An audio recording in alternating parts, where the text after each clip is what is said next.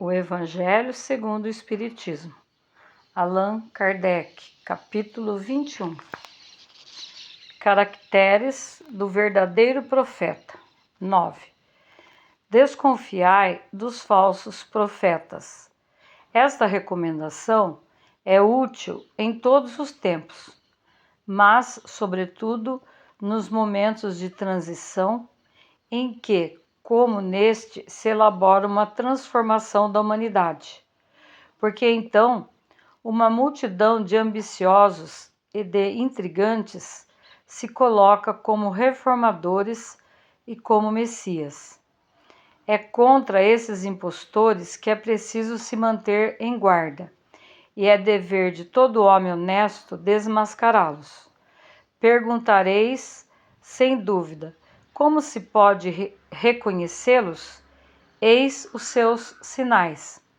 Não se confia o comando de um exército, senão a um general hábil e capaz de dirigi-lo. Credes, pois, que Deus seja menos prudente do que os homens? Estais certos de que ele não confia as missões importantes, senão aqueles que sabem capazes de cumpri-las.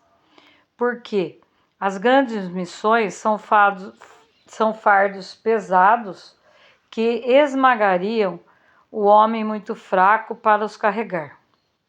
Como em todas as coisas, o mestre deve saber mais do que o aprendiz, para fazer avançar a humanidade moral e intelectualmente. São precisos homens superiores em inteligência e em moralidade.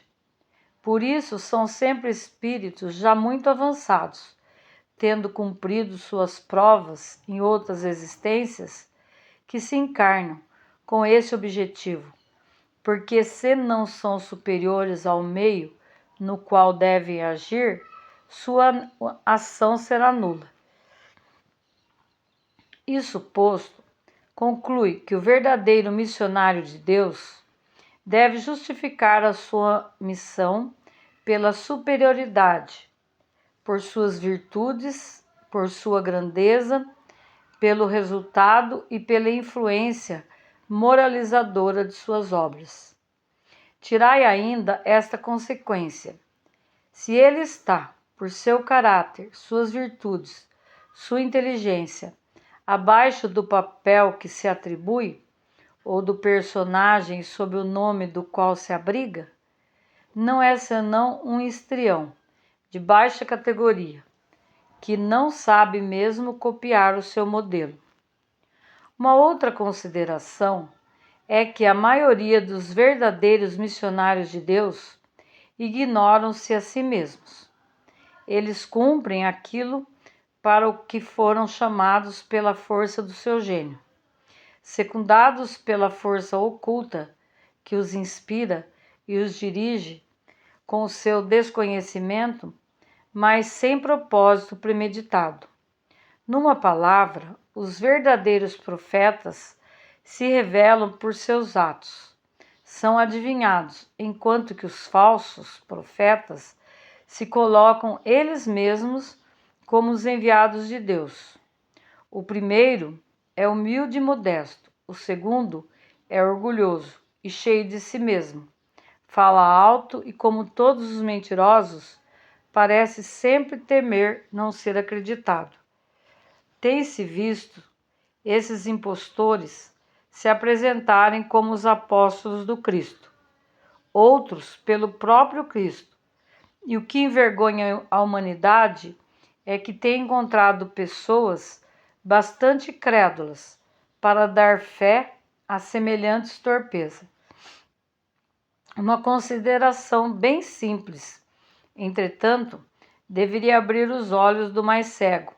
É que se o Cristo se reencarnasse na Terra, viria com todo o seu poder e todas as suas virtudes, a menos que se admitisse, o que seria absurdo, que tivesse degenerado. Ora, da mesma forma que se tirardes a Deus um só dos seus atributos, não tereis mais Deus. Se tirardes uma só das virtudes do Cristo, não tereis mais o Cristo. Aqueles que se apresentam como Cristo têm todas as suas virtudes? Aí está a questão. Olhai, perscrutai seus pensamentos e os seus atos, e reconhecereis que lhes faltam, além de tudo, as qualidades distintivas do Cristo, a humildade e a caridade, ao passo que tem o que ele não tinha, a cupidez e o orgulho. Notai, aliás, que há neste momento, e em diferentes países, vários pretensos Cristos, como há vários pretensos Elias, São João ou São Pedro, e que necessariamente não podem ser todos verdadeiros. Tende por certo que são pessoas que exploram a credulidade e acham cômodo viver às expensas daqueles que os escutam. Desconfiai, pois, dos falsos profetas, sobretudo num tempo de renovação, porque muitos impostores se dirão enviados de Deus.